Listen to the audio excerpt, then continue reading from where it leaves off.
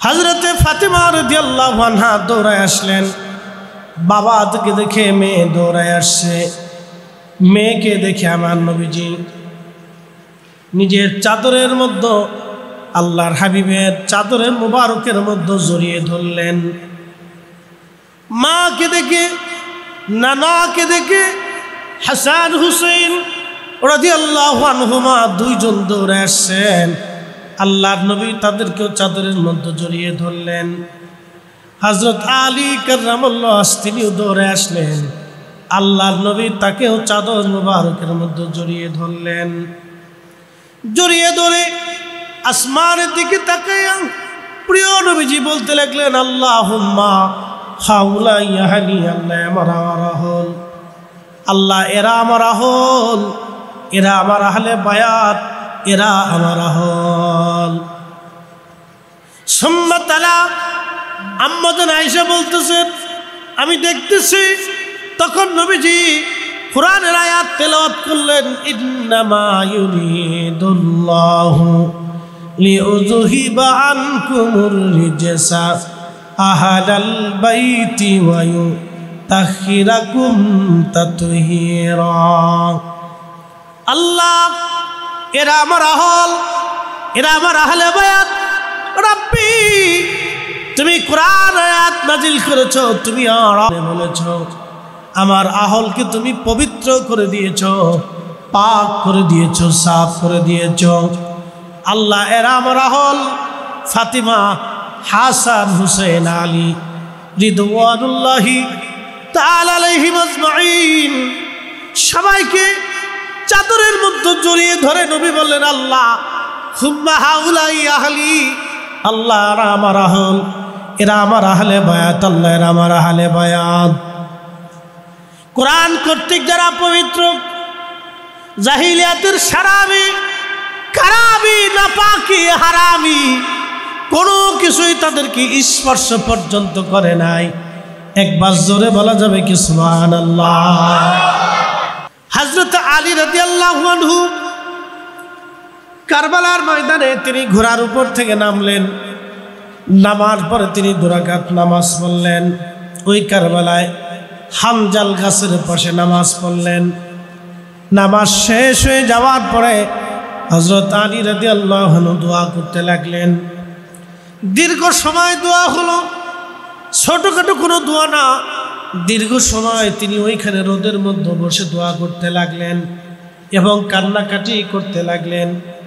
দোয়া শেষ হয়ে যাওয়ার পরে সাহাবীরা জিজ্ঞেস করলো, ইয়া আমিরুল মুমিনিন, আপনি কারবালার হামজাল গাছের পাশে কি জন্য আপনি দোয়া করলেন, কেন নামাজ পড়লেন, বিষয়টা তো আমরা বুঝলাম না।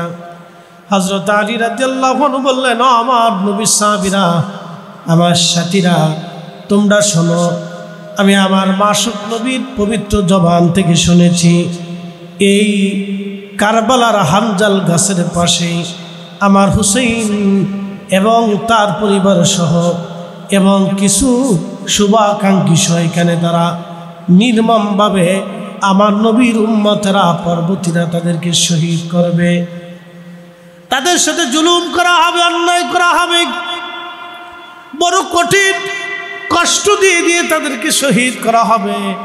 সেই জন্য আমি হামজাল গাছের পাশে 2 রাকাত নামাজ পড়ে আমি তাদের জন্য দোয়া করলাম। আমার সাথীরা, যদি তোমরা ওই সময় বেঁচে থাকো তাহলে তোমরা আমার হুসেইনের ডানে বামে পিছনে সামনে থেকে বেঈমানদের বিরুদ্ধে লড়াই করবা, আমার হুসেইনকে তোমরা সাহায্য করবা। কারণ আমার রাসূলের জবান থেকে শুনেছি, সাহাবায়ে কেরামের শাহাদাতের পরে, সাহাবীদের শাহাদাতের পরে পৃথিবীর মধ্যে সবচেয়ে দামি শহীদ তারা, যারা এই কারবালায় আমার হুসাইনের মহব্বতে শহীদ হয়ে যাবে। একবার জোরে বলা যাবে কি আল্লাহু আকবার। ইমাম আহমদ ইবনে হাম্বল মুসনাদ আহমদ হাদিস কেন তিনি লিখেছেন, ইমাম ইবনে কাসির আল বেদার ভিতরে তিনি লেখেন, হযরত আলী রাদিয়াল্লাহু আনহু তিনি ওইখানে দোয়া করেছিলেন যেখানে ইমাম হুসেইন শহীদ হয়ে গিয়েছিলেন। তিনি 2 রাকাত নামাজ পড়ে এখানে দোয়া করেছিলেন। আল্লাহর কোরআন বলল, ইয়া আইয়ুহাল্লাযীনা আমানুস্তাঈনু বিস-সাবরি ওয়াস-সালাহ। ও ঈমানদার, তোমরা আমি আল্লাহর সাহায্য নাও 2 পদ্ধতিতে। একটা পদ্ধতির নাম হলো সবর, ধৈর্যের মাধ্যমে তোমরা আমি আল্লাহর সাহায্য নাও। 2 নাম্বার হলো সালাত, নামাজের মাধ্যমে তোমরা আমি আল্লাহর সাহায্য নাও। এই জন্য যুগে যুগে ওলিয়া উলিয়া আতকিয়া নুজাবা নুকাবদের আদত ছিল সালাতের পরে দোয়া করা। আল্লাহর কোরআন কর্তৃক এটা সাব্যস্ত, আল্লাহর কোরআন কর্তৃক একটা ব্যবস্থাপত্র। আল্লাহর কোরআনে আল্লাহ প্রেসক্রিপশন দিয়ে দিয়েছেন, তোমরা সালাতের মাধ্যমে আমার আল্লাহর কাছে সাহায্য চাও, তোমরা দোয়া করো। এই জন্য আমরা সুন্নিরা নামাজের পরে দোয়া করি, আল্লাহর কাছে প্রার্থনা করি, সাহায্য চাই। এই কাজকে যারা বেদাত মনে করে থাকে, আল্লাহর কোরআনের ভাষায় বোঝা যায় তারাই বেদাতি। বেদাতি আমরা না, বরং যারা এটাকে নিষেধ করতেছে, বন্ধ করতে চাচ্ছে, তারা অরিজিনাল বেদাতি, তারাই অরিজিনাল গুমরাহি। আল্লাহ এই সমস্ত গুমরাহি বেদাতি থেকে আমাদেরকে হেফাজত করুক, সকলে বলেন আমিন। প্রিয় উপস্থিতি, শহাদায়ে কারবালার আলোচনা অনেক বড় দীর্ঘ আলোচনা। আমি তারপরও কারবালার সামথিং সামান্য কিছু আলোচনা তুলে ধরব, মনোযোগের সাথে কথা শুনবেন। কেন আমরা হক বেহক বলে থাকি, কেন আমাদের ভিতরে তাদের সাথে আমাদের দ্বন্দ্ব। নাজদীপন্থীদের সাথে আমাদের দ্বন্দ্ব কিন্তু জমি জমা নিয়ে না, রাজনীতি নিয়েও দ্বন্দ্ব না, দেশ নিয়েও দ্বন্দ্ব না, সমাজ নিয়েও দ্বন্দ্ব না, আত্মীয়তা নিয়েও দ্বন্দ্ব না, বিয়ে শাদী নিয়েও দ্বন্দ্ব না। একটাই মাত্র দ্বন্দ্ব, হুব্বে রসুল, আল্লাহ নবীর মোহাব্বত নিয়ে তাদের সাথে আমাদের দ্বন্দ্ব। আবু বকর ফিল জান্নাতি, আমর ফিল জান্নাতি, উসমান ফিল জান্নাতি, আলী ফিল জান্নাতি, তালহা ফিল জান্নাতি, জুবাইর ফিল জান্নাতি, আব্দুর রহমান ইবনে আউফ ফিল জান্নাতি, সাঈদ ইবনে জুবাইর ফিল জান্নাতি, আবু উবাইদা ইবনে ফিল জান্নাতি এবং সাদ বিন আবি ওয়াক্কাস রাদিয়াল্লাহু রিদওয়ানুল্লাহি তাআলা আলাইহিম আজমাইন ফিল জান্নাতি। এই 10 জন সাহাবী দুনিয়া থেকে জান্নাতের সার্টিফিকেট নিয়ে কবরে চলে গেছে। তাদের ভিতরে একজন সাদ বিন আবি ওয়াক্কাস, তার কনিষ্ঠ সন্তানের নাম সেনাপতি আমর। শুধু টাকা এবং ক্ষমতার জন্য আহলে বাইতে রাসূলের বিরুদ্ধে দুশমনি করার জন্য, শুধু টাকা ক্ষমতার জন্য, শুধু টাকা ক্ষমতার জন্য আহলে বাইতে রাসূলের সাথে দুশমনি করার জন্য তারা ময়দানে কারবালায় দাঁড়ায় গেলেন। সেনাপতি আমর বিন সাদ, এত বড় দামি সাহাবীর সন্তান। অবশ্যই আপনারা জানেন, আমাদের চাইতে কোরআন তারা বেশি জানতো, আমাদের চাইতে ইয়াকিন তাদের বেশি ছিল, আমাদের চাইতেও হাদিস তারা বেশি জানতো, আমাদের চাইতেও পরহেজগার তারা বেশি ছিল। কিন্তু আজকে টাকার জন্যে, ক্ষমতার জন্যে, আজকে ইমান বিক্রি করে দেওয়ার জন্য তারা আসছে। ওই দলেও কালেমা, এ দলেও কালেমা, ও দলেও নামাজ, এ দলেও নামাজ, ও দলেও রোজা, এ দলেও রোজা, ও দলেও যাকাত, এ দলেও যাকাত, ও দলেও হজ, এ দলেও হজ, ও দলেও হালাল, এ দলেও হালাল, ও দলেও কোরআন, এ দলেও কোরআন, ও দলেও সুন্নাহ, এ দলেও সুন্নাহ। তফাৎ কি? যদি প্রশ্ন করি জবাব দিবেন ইয়াজিদের দল জান্নাতি না হুসাইনের দল জান্নাতি। আপনারা বলবেন হুসাইনের দল জান্নাতি, তাহলে ইয়াজিদের দল জাহান্নামী কেন হবে? তারাও নামাজ পড়লো, রোজা করলো, যাকাত দিল, হজ করলো, জিকির করলো, ফিকির করলো, তাদেরও কালাম আছে, কালেমা আছে, তাদেরও নামাজ আছে। কি জন্য তাহলে তারা জাহান্নামী? একটা মাত্র কারণে, হুব্বে রসুল, আল্লাহ নবীর মহাব্বত। যদি আল্লাহ রসুলের মহাব্বত তাদের অন্তরে থাকতো, হুসাইন রাদিয়াল্লাহু আনহুকে ওই ময়দানে তারা শহীদ করতে পারতো না, তারা তার গলায় ছুরি চালাইতে পারতো না, তার পরিবারকে 3 দিন পর্যন্ত পানির তৃষ্ণা দিয়ে কষ্ট দিত না। খুব মনোযোগ দিবেন। তিনি আবু হুরায়রা রাদিয়াল্লাহু আনহু মসজিদে নববীতে বসা, ঠিক তখনই মারওয়ান ইবনে হাকাম, যার নাম শুনেছেন, যে কুখ্যাত বনি উমাইয়ার ভিতরে কুখ্যাত ব্যক্তি ছিলেন মারওয়ান ইবনে হাকাম, তিনি মসজিদে নববীর মধ্যে বসা। ঠিক তখন আবু হুরায়রা রাদিয়াল্লাহু আনহু বলেন, হে মারওয়ান, আমি আমার রাসূলের পবিত্র জবান মোবারক থেকে শুনেছি, হালাকাতু উম্মতি ইয়াদাই আলা ইলমাতিন মিন কুরাইশ। আমার নবী বলতেছিলেন, রে আবু হুরায়রা, আমার উম্মত ধ্বংস হবে, কুরাইশের এক যুবকের মাধ্যমে আমার উম্মত ধ্বংস হবে। খুব মনোযোগ দিয়েন। সহিহ বুখারীর হাদিস, আল্লাহর নবী বলতেছেন, এ আবু হুরায়রা, আমার উম্মত ধ্বংস হবে, কুরাইশের এক যুবকের হাতে আমার উম্মত ধ্বংস হয়ে যাবে। মারওয়ান ইবনে হাকাম তখন বলতেছে, আবু হুরায়রা রে, এই লোকটাকে পরিচয়টা আমাকে দাও, এই নাফরমানটাকে, এই ধ্বংসপ্রাপ্ত মালউন ব্যক্তিটাকে। আবু হুরায়রা রাদিয়াল্লাহু আনহু বললেন, এরে মারওয়ান ইবনে হাকাম, আমি তার নাম জানি, আমি তার বাবার নাম জানি, আমি তার পরিচয় জানি, কিন্তু আমি তোমাকে বলবো না, আমি তোমাকে বলবো না, এটা বলা যাবে না। এই হাদিসে বুখারী শরীফের শরা করেছেন আল্লামা ইমাম হযরত আসকালানী আশ-শাফিঈ রাহিমাহুল্লাহ। পৃথিবীর 4 মুহাদ্দিসের যিনি এক মুহাদ্দিস, ইমাম হযরত আসকালানী ফতহুল বারী শরহে বুখারীর ভিতরে শরার মধ্যে তিনি হাদিসের ব্যাখ্যা করতে যায় তিনি লিখলেন, আবু হুরায়রা রাদিয়াল্লাহু তাআলা আনহু প্রত্যেক বাজারে বাজারে যাইতেন। উনি যখন মদিনার বাজারে ঢুকতেন বা রাস্তায় যাইতেন, তখনই তিনি দোয়া করতেন, আল্লাহ আল্লাহ, আমাকে 60 হিজরির ফিতনা থেকে, ফাসাদ থেকে তুমি আমাকে বাঁচাও। আল্লাহ আল্লাহুম্মা লা তুদরিকনি সারাতুস সিদ্দিনা ওয়ালা ইমারাতুস সিবিয়ান। আল্লাহ, আমাকে 60 হিজরির ওই ইমারত থেকে, রাজত্ব থেকে, ওই যুবকের শাসন থেকে তুমি আমাকে বাঁচাও। আল্লাহুম্মা লা তুদরিকনি সারাতুস সিদ্দিনা ওয়ালা ইমারাতুস সিবিয়ান। আল্লাহ, আমাকে 60 হিজরির ওই ফিতনা থেকে তুমি আমারে বাঁচাও। হযরত ইমাম হাজার আসকালানী বলতেছেন, ওই হাদিস, এই হাদিস থেকে জানা যায়, আবু হুরায়রা যে বললেন, নবীজি বলেছেন, হালাকাতু উম্মতি ইয়াদাই আলা ইলমাতিন মিন কুরাইশ, কুরাইশ বংশের এক যুবকের মাধ্যমে আমার উম্মত ধ্বংস হবে।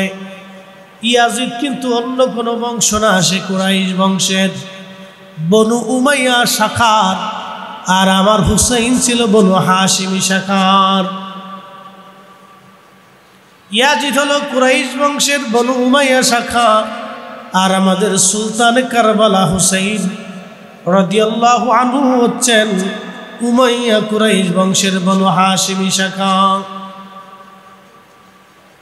ইমাম হাজার আসকালানী লিখতেছেন, 2 হাদিসের সমন্বয় থেকে জানা যায়, বোঝা যায়, উনি 60 হিজরির ফিতনা থেকে বাঁচতে চেয়েছেন। সবসময় দোয়া করতেন, আল্লাহ আমার 60 হিজরি আসার আগে দুনিয়ার থেকে বিদায় নিয়ে নিও, কারণ এই সময়টা বড় কঠিন, পরীক্ষার সময় আসবে, বিরাট বড় ফিতনা পৃথিবীর মধ্যে আসবে, যে ফিতনাটা বড় ভয়াবহ হবে। 59 হিজরিতে হযরত আবু হুরায়রা রাদিয়াল্লাহু আনহু ইন্তেকাল করলেন, আর 60 হিজরিতে ইয়াজিদ ক্ষমতায় বসলো। ঘটনাটাও 60 হিজরিতে ঘটনাটাও ঘটল। হযরত ইমাম হুসাইন রাদিয়াল্লাহু আনহু শাহাদাতটাও ওই সময় হলো, আর পৃথিবীর মধ্যে ইসলামের ভিতরে বিরাট বড় ফিতনাটা ওই সময় শুরু হলো। ইমাম হযরত আসকালানী লিখতেছেন, দুই হাদিসের সমন্বয় থেকে বোঝা যায় ওই কুরাইশ বংশের নবীর উম্মত ধ্বংস হবে যে যুবকের মাধ্যমে, সে অন্য কেউ না, সে ইয়াজিদ ইবনে মুআবিয়া, হযরত মুআবিয়ার ছেলে ইয়াজিদ, হযরত মুআবিয়ার সন্তান ইয়াজিদ ছাড়া অন্য কেউ হতে পারে না। সেই ব্যক্তির নাম ইয়াজিদ। ইয়াজিদ ইয়াজিদ ইমাম হযরত আসকালানি বলতেছেন আল্লাহর নবীর লানতপ্রাপ্ত ব্যক্তির নাম ইয়াজিদ। আর যার ফিতনা থেকে বাঁচার জন্য আবু হুরায়রার মতো মুহাদ্দিস সাহাবী সবসময় দোয়া করতেন, সেই ব্যক্তির নাম হলো ইয়াজিদ। হযরত হুসাইন রাদিয়াল্লাহু আনহুর পবিত্র মস্তক নিয়ে যাওয়া হলো গভর্নর হাউস কুফা।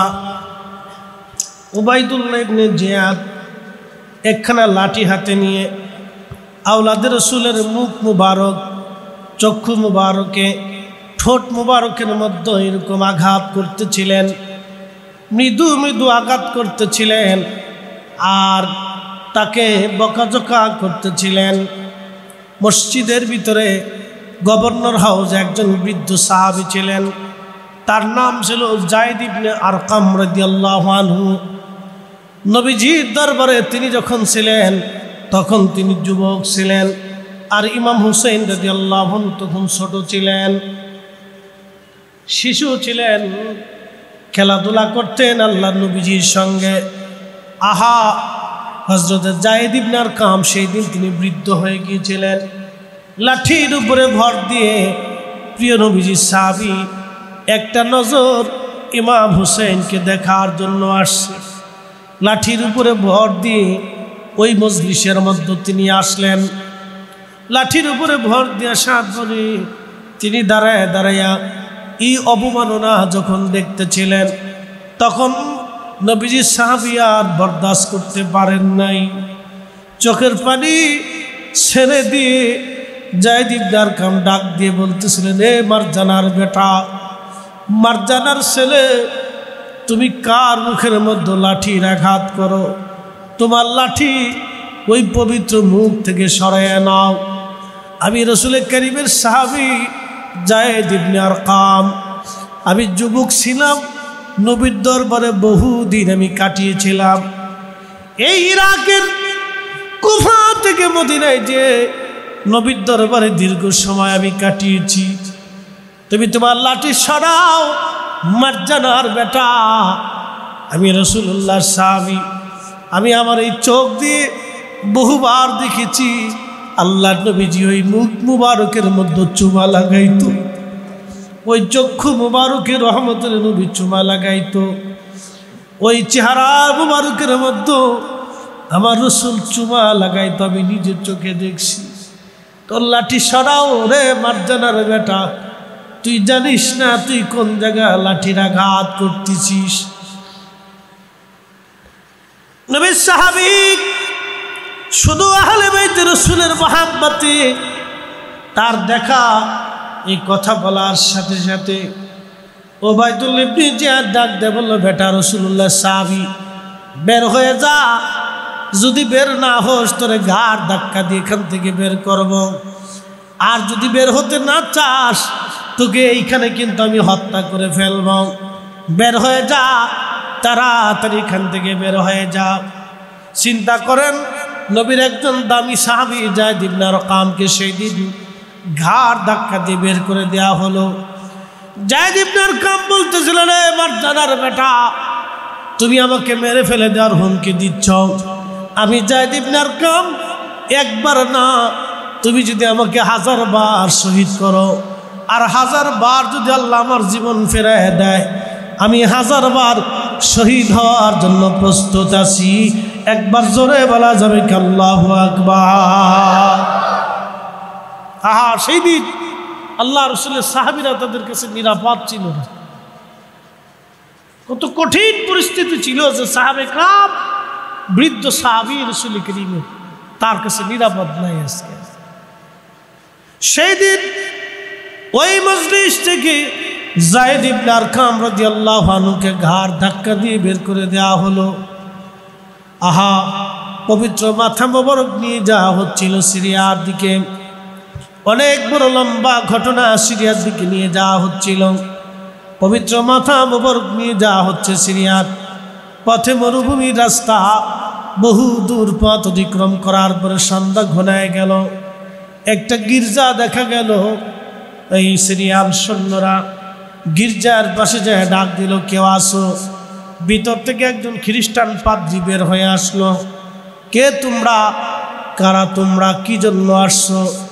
ওরা বলল, আজকের রাত আমরা তোমার গির্জায় কাটাইতে চাই, যেহেতু রাত হয়ে গেছে। আজকের রজনীটা তোমাদের এখানে কাটাবো, বিনিময়ে তোমাকে কিছু অর্থ করে দিয়ে দেব আমরা। খ্রিস্টান পাদ্রী লক্ষ্য করে দেখলো তার মাথা বরাবর বর্ষার আগা একটা সুন্দর নুরানি চেহারা, খুবই সুন্দর নূরের চেহারা। আল্লাহু আকবার। তার কর্তৃত মস্তক বর্ষার আগায় ঝুলিয়ে রাখা হয়েছে।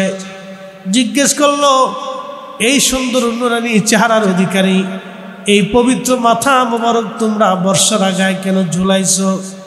উনি কে? ওনার পরিচয় কি আগে বলো। সৈন্যরা বলল, উনি আমাদের নবী রসুল করিম দৌহিত্র ইমাম হুসাইন। ওনাকে আমরা হত্যা করেছি। ওনার মাথা বর্ষার আগে ঝুলাইয়া আমরা সিরিয়াতে ইয়াজিদের রাজ দরবার আমরা নিয়ে চলে যাচ্ছি। ঠিক তখনই পাদ্রী ডাক দিয়ে বলল, রে বেটা, আমরা আমাদের নবী ঈসা আলাইহিস সালামের পায়ের জুতা মোবারক, যে জুতার লগে ধুলা লেগেছিল, সেই ধুলাও যদি আমরা পাই তা আমাদের জীবনের সর্বশ্রেষ্ঠ সম্পদ মনে করে মাথায় তুলে রাখতাম।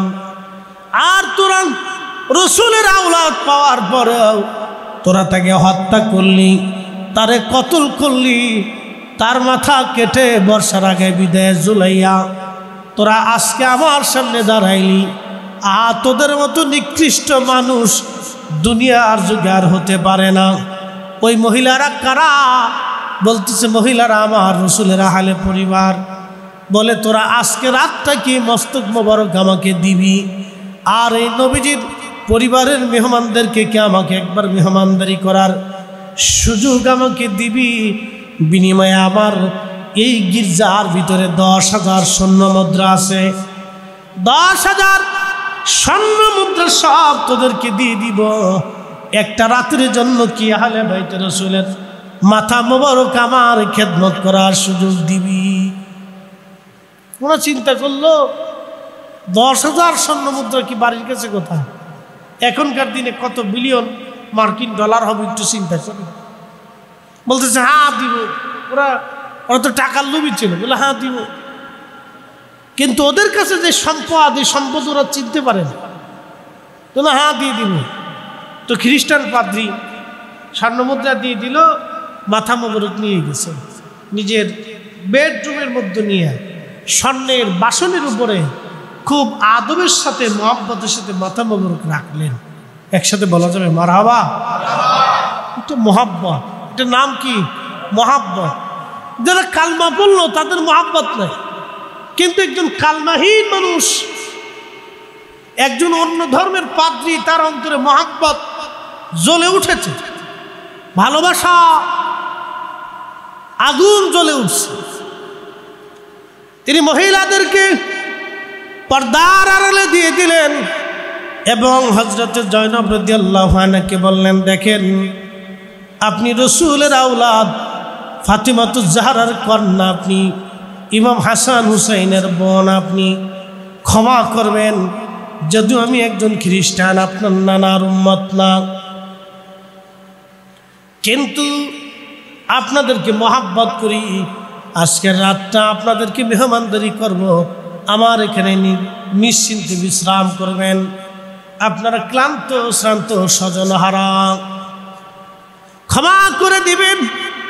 আজকে রজনী আপনাদেরকে খেদমত করতে পারবো না, আমি যতটুকুন পারি কবুল করে নেবেন। হযরত জয়নব তার জন্য দোয়া করলেন, অন্দরমহলে চলে গেলেন।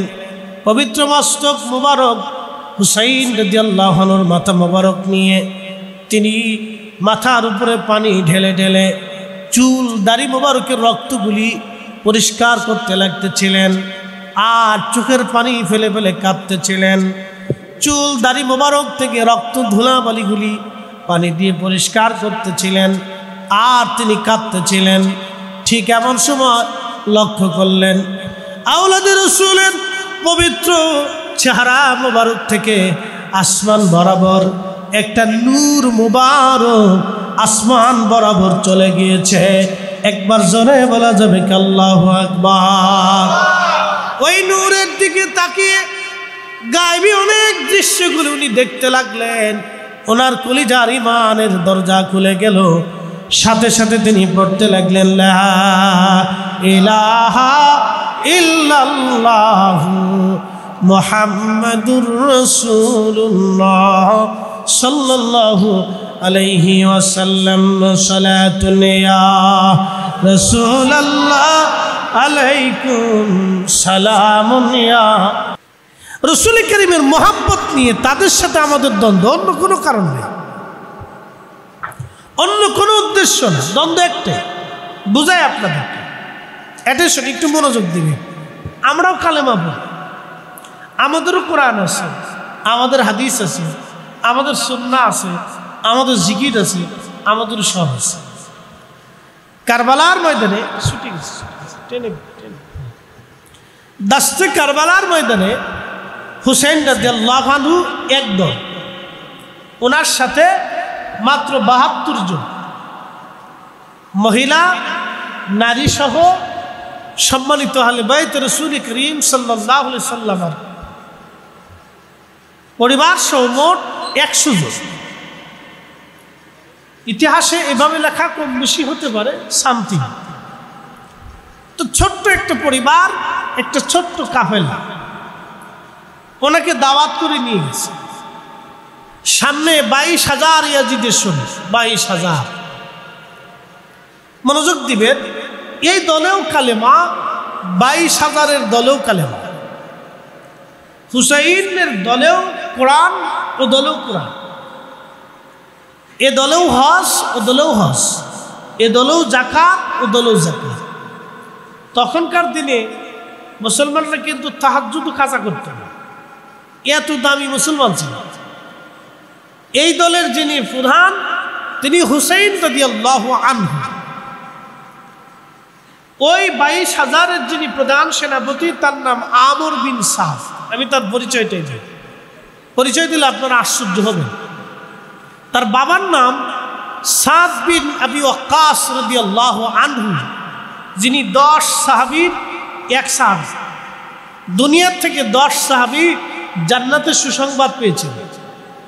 আল্লাহ রাসূল বলেন আদখালাহুল জান্নাহ, তার লাভটা হচ্ছে আমার আল্লাহ তাকে জান্নাতি বানাই দিবে। তাহলে আমরা যারা এখানে বসছি, আমাদের মূল উদ্দেশ্য আহলে বাইতে রাসূল সাল্লাল্লাহু আলাইহি সাল্লামের মহব্বতে আসা এবং বসা।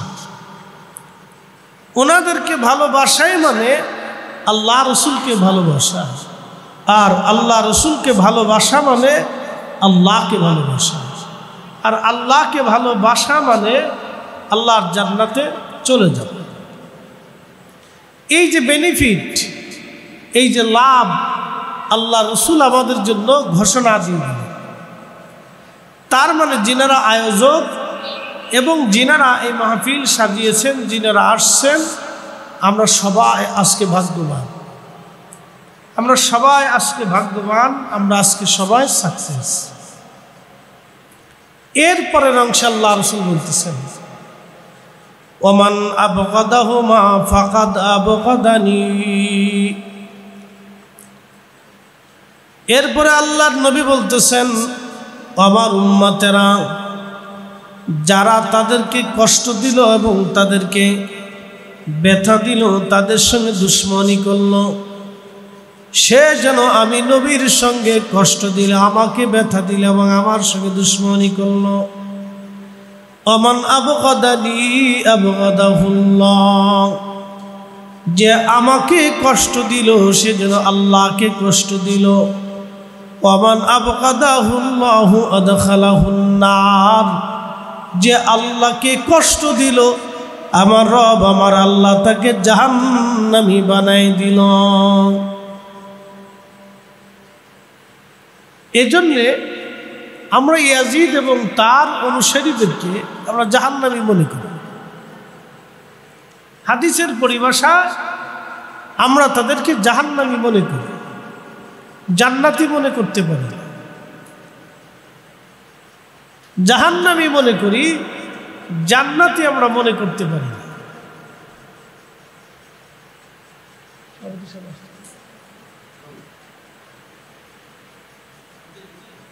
সালাতুন ইয়া রাসূলুল্লাহ আলাইকুম সালাম,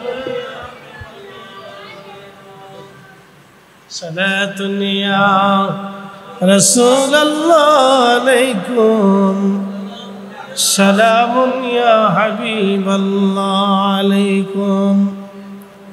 এই জন্য ইয়াজিদ এবং ইয়াজিদের দোসরদেরকে আমরা কখনো জান্নাতি মনে করতে পারি না।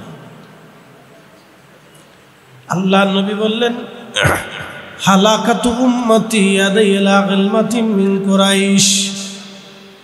সুবহানাল্লাহ বলা যাবে না? নামাজ শেষ করে হযরত আলী রাদিয়াল্লাহু আনহু দোয়া শুরু করলেন। আর আমাদের দেশে একদল দোয়া মানেই না। কত বড় ফিতনা পৃথিবীতে। একদল আছে আপনাকে দোয়া করতে দিবে না, দোয়া করতে নিষেধ করে। আপনি একটু চিন্তা করেন তো, যারা মুসলমানদেরকে আমল থেকে দূরে রাখে তারা সুস্পষ্ট শয়তান, এতে কোনো সন্দেহ নেই। একেবারে সুস্পষ্ট শয়তান, এতে কোনো সন্দেহ নেই। শয়তানের কাজ হচ্ছে মুসলমানকে আমল থেকে মাহরুম করে দেবে। তো আলী কাররামাল্লাহু ওয়াজ তিনি ইসলামের 4 খলিফার এক খলিফা। তিনি কে? তিনি সাইয়্যিদাতুন নিসাই আহলিল জান্নাহ ফাতিমাতুজ জাহরা রাদিয়াল্লাহু আনহার স্বামী। তিনি কে? ইসলামের বালকদের ভিতরে কনিষ্ঠদের মধ্যে সর্বপ্রথম কালেমা পড়নেওয়ালা। তিনি কে? জিনার জন্ম মোবারক আল্লাহর হেরেমের ভিতরে হয়েছে। তিনি কে? তিনি এমন একজন ব্যক্তি যিনি 10 বছরে কালেমা পড়লেন। জাহিলিয়াতের হারামি, শারাবি, খারাবি, নাপাকি কোনো কিছুই তাকে স্পর্শ করে না। একসাথে বলা যাবে সুবহানাল্লাহ? না না, আরেকটু জোরে। এখান থেকে আপনাদেরকে মাসলা বুঝতে হবে। জাহিলিয়াতের কোনো শারাবি, অনেকে বলবে যে তিনি শরাব পান করছিলেন, নামাজে ভুলে গেছিলেন, সব মিথ্যা হাদিস। এই হাদিসের কোনো ভিত্তি নাই, এই কথার কোনো যুক্তিকতা নাই। আমি আপনাদেরকে পরিষ্কার বুঝাই। 10 বছরে তিনি কালেমা পড়লেন। কত বছরে? 10 বছরে। জাহিলিয়াতের শারাবি, খারাবি, হারামি, নাপাকি কিছুই ওনাকে স্পর্শ করে না। যার কারণে ফাতেমার স্বামী হওয়ার জন্য আল্লাহ ওনাকে নিযুক্ত করছেন। ফাতেমা রাদিয়াল্লাহু আনহার স্বামী কে হবে, নির্বাচনটা কিন্তু আল্লাহ রসুল করেন, আল্লাহ নিজে করেছেন। ফাতেমা রাদিয়াল্লাহু আনহা কাঁদতে ছিলেন। বিয়ে হলো, ফাতেমা রাদিয়াল্লাহু আনহার বয়স তখন 18 বছর। তো ফাতেমা রাদিয়াল্লাহু আনহা কাঁদতে ছিলেন। তো মেয়েদের সাধারণত বিয়ে শাদী হলে তারা কান্নাকাটি করে, বাবার বাড়ি থেকে চলে যাবে, মা থেকে জুদা হবে, ভাই বোন থেকে জুদা হয়ে যাবে। এটা তাদের জন্য একটা বিরাট কষ্টের কারণ। তো ফাতেমা রাদিয়াল্লাহু আনহা কাঁদতেছিল। তো এমন সময় আল্লাহর নবী তাকে সান্ত্বনা দিতে গেলেন, তার পাশে বসলেন। কারণ ঘরে তো মা নাই। খাদিজাতুল কুবরা রাদিয়াল্লাহু আনহা তিনি ইন্তেকাল করছেন।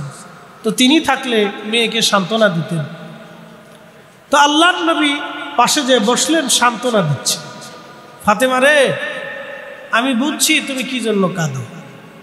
আমি ইচ্ছা করলে মদিনার সবচেয়ে বড় ধনাঢ্য পরিবারে তোমাকে শাদী দিতে পারতাম।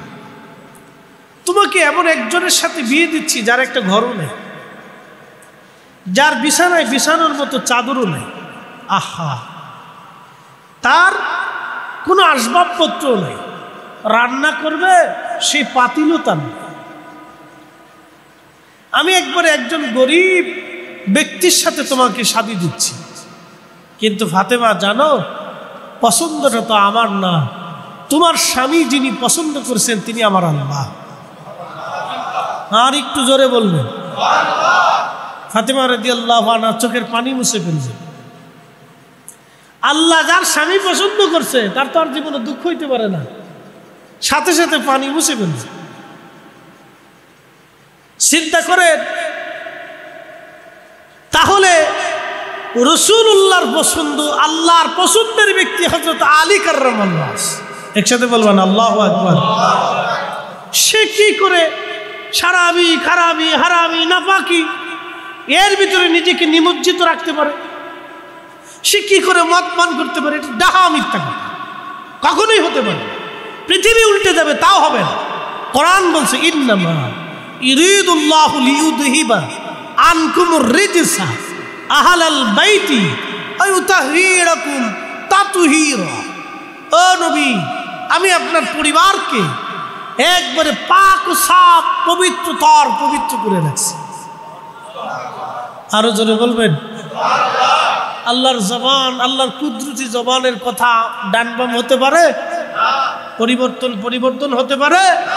অবশ্যই, কখনোই না, কসমিন কালেও না। এটা চিন্তাও মগজে আনা যাবে।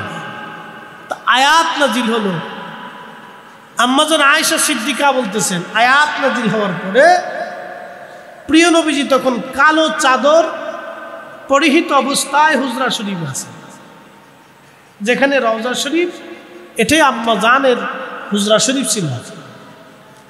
এই হুজরা শরীফে তিনি বসা, ঠিক তখনই আয়াত নাজিল হলো। তখন এই কালো চাদর পরিহিত অবস্থায় প্রিয় নবীজি হুজরা মুবারক থেকে বের হয়ে হাঁটতে হাঁটতে হাঁটতে হাঁটতে ফাতেমা রাদিয়াল্লাহু আনহার বাড়ির সামনে যায় দাঁড়াইলেন। আল্লাহর নবীকে দেখেন, তা আমাদেরকে বুঝতে হবে অনেক জটিলতায় ব্যাখ্যাটা। তো হুসাইন রাদিয়াল্লাহু আনহু তিনি ময়দানে, তো দুই দল, একমাত্র কারণে এক দল পথভ্রষ্ট হলো, তারা রাসূল করিম সাল্লাল্লাহু আলাইহি সাল্লামের মহব্বত না থাকার জন্য। শোনেন, ভালোবাসাটা দুই ধরনের, মহব্বত দুই ধরনের। একটা হলো মহব্বতের জাতি, মহব্বতের সিফাতি। এই তুলনাটা বুঝে যাবে। অনেকে বলে আমাদেরও তো দাঁড়িয়ে আছে, তো রসুলকে ভালোবাসি বিধায় দাঁড়িয়ে রাখি। অনেকে বলে আমাদের টুপি আছে, তো আল্লাহ রসুলকে মহাব্বত করি বিধায় তো টুপি মাথায় দিই। অনেকে বলে আমাদের তো গায়ে জুব্বা আছে, তো আল্লাহ রসুলকে মহাব্বত করি বিধায় তো জুব্বা গায়ে দিছি। আমরা তো ডান হাতে খাই, তো রসুল করিম ডান হাতে খাইছেন বিধায় খাই। তো রসুলের সুন্নাতকে ভালোবাসি, তো আমরা তো রসুলকে ভালোবাসি। কথা সত্য। মহাব্বত দুই ধরনের, একটা মহাব্বতের জাতি, মহাব্বতের সিফাতি। মহাব্বতের জাতি হচ্ছে খাসভাবে মহাব্বত করা, জীবন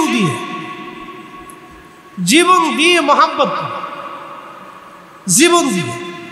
যেমন আমাদের দেশে মুক্তিযোদ্ধারা যখন যুদ্ধ করছেন, তখন যুদ্ধ করার সময় কিন্তু তাদের নিজেদের জীবনের প্রতি মহাব্বত ছিল না, তাদের দেশের প্রতি মহাব্বত ছিল। দেশের প্রতি 100% মহাব্বত থাকার কারণে কিন্তু তারা যুদ্ধ করছে এবং নিজের জীবন দিছে। কেউ অন্ধ হয়ে গেছে, কেউ ল্যাংড়া হয়ে গেছে, এরকম। বদরের প্রান্তরে সাহাবায়ে কেরাম উপস্থিত, 313 জন, কাফেররা 1000-এর উপরে। সেই দিন যারা শহীদ হইলেন, যুদ্ধে অবতীর্ণ হয়েছিলেন, তারা কিন্তু নিজের জীবন, সন্তান, দেশ, কোনো কিছুর মহব্বত ছিল না। একটা মহব্বত ছিল সেই দিন, যে আল্লাহর জমিনে এই দিন টিকায় রাখতে হলে আজকে জিহাদ করতে হবে, হয় মরব না হয় বাঁচব। সেই দিন তারা নিজের জীবনকে উপেক্ষা করে যুদ্ধের ময়দানে লড়াই করছিলেন, যার কারণে বদরি যত সাহাবী ছিল আল্লাহ তাদেরকে সবাইকে মাফ করে দিয়ে জান্নাতি বানিয়ে দিচ্ছে। আরো জোরে বলবেন সুবহানাল্লাহ। এটা মহাব্বতে জাতি, মহাব্বতের জাতি, মহাব্বতের জাতি, জাতি মহাব্বত। উহুদের প্রান্তরে রাসূল করিমকে বাঁচাইতে যাইয়া বহু সাহাবী শহীদ হয়ে গেল। হানজালা শহীদ হলে ফরজ গোসল বাদ দিয়ে উহুদে দৌড়ে আসলেন। মহাব্বতে জাতি, তিনি ফরজের দিকে তাকান না, গোসল ফরজ ওটা আগে করতে হবে, ওটার দিকে তাকান না, নবীর মহাব্বতের দিকে তাকাইয়া যুদ্ধের ময়দানে সে জীবন দিয়ে দিছে। মহাব্বতে জাতি। আর আমরা দাঁড়িয়ে রাখছি সিফাতি, টুপি মাথায় দিয়েছি সিফাতি, জুব্বা গায়ে দিয়েছি সিফাতি, এ ডান হাতে খাই সিফাতি, দস্তরখানা বিষয় সিফাতি, মেসাক করি সিফাতি মহাব্বত। আমাদের দেশে কিছু ভাইদেরকে দেখবেন যে রসুলের শান বিরোধী কিছু বললে সে সেইতে যায়, সে অস্থির হয়ে যায়, সে এটা বরদাস্ত করে না। এটা মহাব্বতে জাতি, জাতি মহাব্বত। আপনি রসুলের শানের বিরুদ্ধে বলছে, আপনি সহ্য করতে পারেন নাই, এটা অসহ্য লাগতেছে, আপনাকে পীড়া দিচ্ছে, কষ্ট দিচ্ছে, এটা মহাব্বতের জাতি। কলিজার ভিতরে রসুলের মহাব্বত জিন্দা আছে বিদায় আপনার কাছে সহ্য হয় না। একসাথে বলা যাবে আল্লাহু আকবার। মহাব্বতের জাতি। তা আওলাদে রসুলের পক্ষে কারবালায় যেই দিন, সেই দিনে যারা উপস্থিত ছিলেন তাদের কলিজাতে ছিল মহাব্বতের জাতি, জাতি মহাব্বত। আর বিপরীত 22,000 যারা ছিলেন তাদের সবার মুখে দাড়ি ছিল। ওই জমানার মুসলমানরা দাড়ি চাচত না, ও জমানার মুসলমানরা নামাজ কাজা করতো না, ও জমানার মুসলমানরা জুব্বা ছাড়তো না, ও জমানার মুসলমান পাগড়ি ছাড়া চলতো না। সেই জমানার মুসলমানদের সিফাতি মহাব্বত ছিল, কিন্তু রসুলের প্রতি জাতি মহাব্বত ছিল না। এই কথাটা সারা জীবন মনে রাখবেন, যার কারণে তারা পথভ্রষ্ট হয়ে গেছে, জাহান্নামী হয়ে গেছে। যেন জাতি মহাব্বতটা যুগে যুগে যুগে যুগে সাহাবায়ে কেরাম দেখেছে। জাবালে উহুদ জান্নাতে চলে যায়। দুনিয়াতে যদি কোনোদিন কোনো জান্নাতের পাহাড় দেখতে চান তাহলে জাবাল উহুদের দিকে তাকাবেন, এটা জান্নাতের পাহাড়। ও যেইভাবে এখন দুনিয়াতে দাঁড়ানো, জান্নাতের ভিতরে সে ওইভাবে দাঁড়ানো থাকবে। একসাথে বলবেন সুবহানাল্লাহ। একটা পাহাড় কি করে জান্নাতে যাবে? নামাজ নাই, রোজা নাই, ফিকির নাই, শরীয়ত নেই, কিচ্ছু নেই, শুধু আল্লাহ রাসূলকে মহব্বত করার কারণে। রাসূল করিম বলছে, ও আমাকে ভালোবাসে, আমি ওকে ভালোবাসি। আলা বাবি মিন আবওয়াবিল জান্নাহ, ও জান্নাতের পাহাড়। একসাথে বলা যাবে সুবহানাল্লাহ। ও জান্নাতের দরজার পাশে জাবাল উহুদকে আল্লাহ রাব্বুল আলামিন দাঁড়া করে রাখবে, শুধু ভালোবাসার জন্য। মদিনাতে আর একটা পাহাড় আছে জাবালে আইন, ওটার নাম জাবালে না, জুলহুলাইফা মসজিদের বাম পাশে পাহাড়টা জাবালে আইন। আল্লাহ রাসূল বলছেন, ও আমার সাথে দুশমনি করে। মদিনা দুইটা পাহাড়, এক পাহাড় রসুলকে ভালোবাসে আর এক পাহাড় রসুলের সাথে দুশমনি করে। প্রিয় নবী বলছেন, জাবালে আইন আমার সাথে দুশমনি করে, আলা বাবি মিন আবওয়াবিন নার, ও জাহান্নামের পাহাড়। শুধু আল্লাহ রসুলের সাথে দুশমনির জন্য ও জাহান্নামের পাহাড়। আজকে যারা রসুল করিমের শান বিরুদ্ধ, রসুলের ইজ্জত বিরুদ্ধ, নবীর শান যাদের সহ্য হয় না, এই আহলে বাইতে রসুলের মহাব্বত যাদের বরদাস্ত হয় না, শুনে রাখেন আর মনে রাখেন, আমল যত লম্বা হোক জান্নাত নসিব হবে শুধু একটা ভুলের জন্য, একটা ভুলের জন্য। একটা পাহাড় জাহান্নামে চলে গেছে, একটা কাজের জন্য একটা পাহাড় জান্নাতে চলে গেছে। একটা পাহাড় রসুলকে মহব্বত করার কারণে জান্নাতে চলে গেছে, আর একটা পাহাড় রসুলের সাথে দুশমনি করার কারণে জাহান্নামে চলে গেছে। প্রিয় উপস্থিতি, এই জন্য আমাদেরকে বুঝতে হবে আজকের মাহফিল অত্যন্ত দামি মাহফিল আপনারা করেছেন শুহাদায়ে কারবালার মহব্বতে। বাংলাদেশের বহু মুসলমান এই মুহররম মাস আসলে 10ই মুহররম চলে যায়, নিজেরা জানেই না 10ই মুহররম চলে গেছে, জানে না। বলে হুজুর কারণ কি? দোষ কার? দোষ আমাদের, আপনাদের। আমরা তাদের কাছে সঠিক মেসেজটা পৌঁছাইতে পারি না। বহু মুসলমান এই কারবালার প্রতি তাদের কোনো অনুভূতি নাই। আবার বহু মুসলমান শুহাদায়ে কারবালা আসলে, মুহররম মাসের 10 তারিখ আসলে যাদের চোখের পানি ঝরে, আহলে বাইতে রসুলের মহব্বতে তারা কান্নাকাটি করে। এই জন্যে এই মাসটা অত্যন্ত গুরুত্বপূর্ণ মাস, সময়টা গুরুত্বপূর্ণ, আমাদের বোঝাটা দরকার। আল্লাহ আমাদেরকে কবুল করেছেন, এই বেহেশতের বাগানে আমরা বসতে পেরেছি, আল্লাহ আমাদেরকে মঞ্জুর করেছেন। হয়তো আল্লাহ আমাদেরকে কবুল করেছেন বিদায় আমরা আসতে পেরেছি, যদি আল্লাহ কবুল না করতেন আমরা আসতে পারতাম না। প্রিয় উপস্থিতি, খুবই মনোযোগের সাথে কথাগুলি শুনবেন। আহা, দশে কারবালার ময়দানে অনেক লম্বা ইতিহাস, আমি কারবালার ময়দানে আর যাব না, শুধু এতটুকুন বলি, ওনার দেহ মুবারক থেকে মাথা কেটে আলাদা করা হলো। মাথা মুবারক আলাদা করার পরে মাথা মুবারক খানা বর্ষার আগে বিদায়া তারা নিয়ে চলে গেল বর্তমানে কুফা। এই কুফার সেন্ট্রাল গভর্নর মসজিদ ছিল, যে মসজিদে উবাইদুল্লাহ ইবনে জিয়াদ নামাজ পড়াইতো। একটু চিন্তা করেন, আগের যুগের আমির ওমরা যারা ছিল তারা নামাজ পড়াইতো। আগের যুগের আমির ওমরা যারা, তারা নামাজের ইমামতি করত। ধরেন এই জেলার যিনি ডিসি, তিনি জেলা মসজিদে নামাজ পড়ান। এই থানার যিনি প্রধান, তিনি থানা মসজিদে নামাজ পড়ান। তিনি হবেন থানা মসজিদের খতিব, তিনি প্রধান।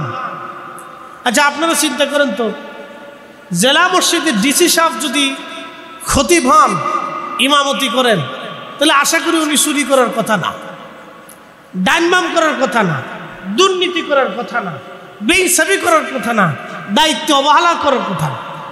এই জন্য আগের যুগের আমির উমরারা সালাতের ইমামতি করতেন, নামাজ পড়াতেন, প্রত্যেকজনই নামাজ পড়াতেন। সিচুয়েশন চেঞ্জ, যার কারণে আমরা বিপদগ্রস্ত। কৈফিয়ত দেওয়ার মতো কোনো সুযোগ নাই, কৈফিয়ত চাওয়ার মতো কোনো সুযোগ নাই।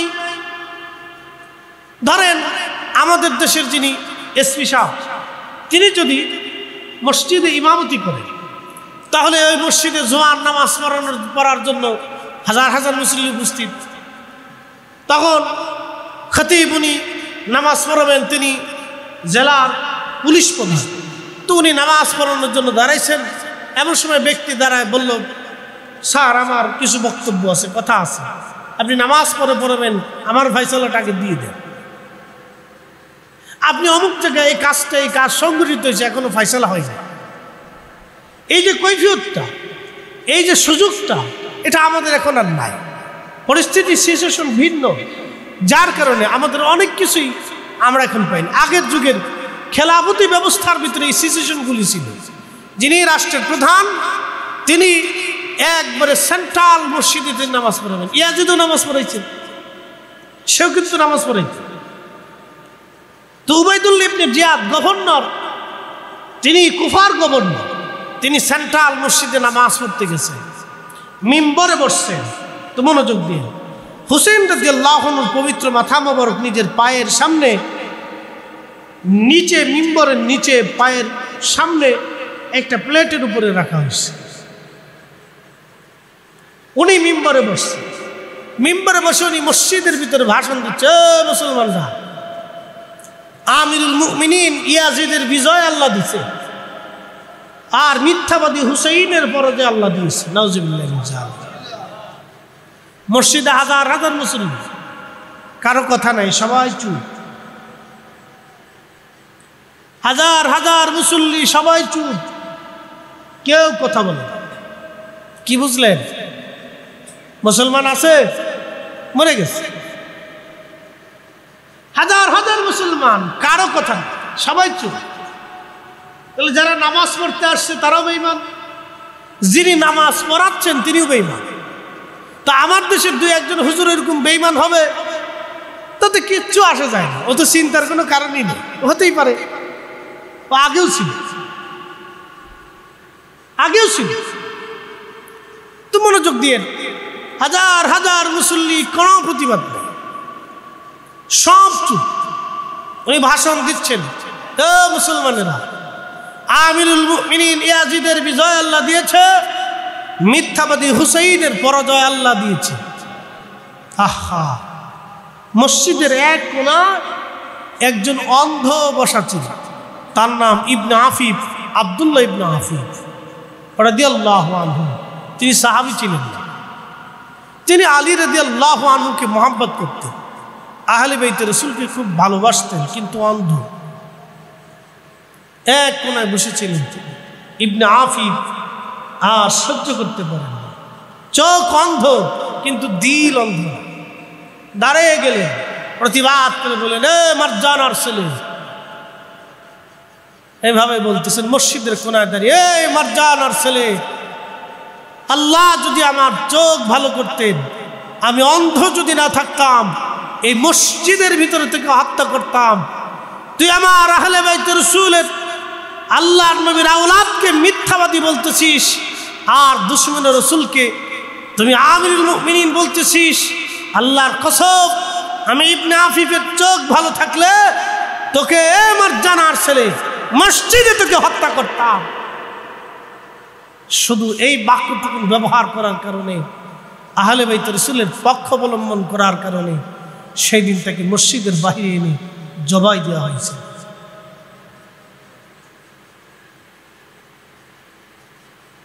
নিজের জীবন গিয়েছিল, কিন্তু মিথ্যার কাছে মাথা নত করে। একসাথে বলবেন আল্লাহু আকবার। না হয় না, আরো জোরে বলবেন আল্লাহু আকবার। মিথ্যার কাছে সেই দিন মাথা নত করেন, শহীদ হয়েছিল।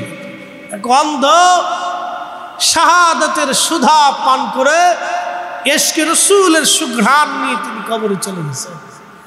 হাজার হাজার মসজিদে মুসল্লি, বলেন এবার ইমানদার কয়জন? ইমানদার কয়জন? একজন। যারা বলেন কয়জন? একজন।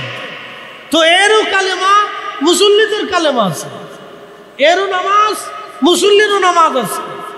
এরাও নামাজ পড়তে আসছে, তো মুসল্লিও নামাজ পড়তে আসছে।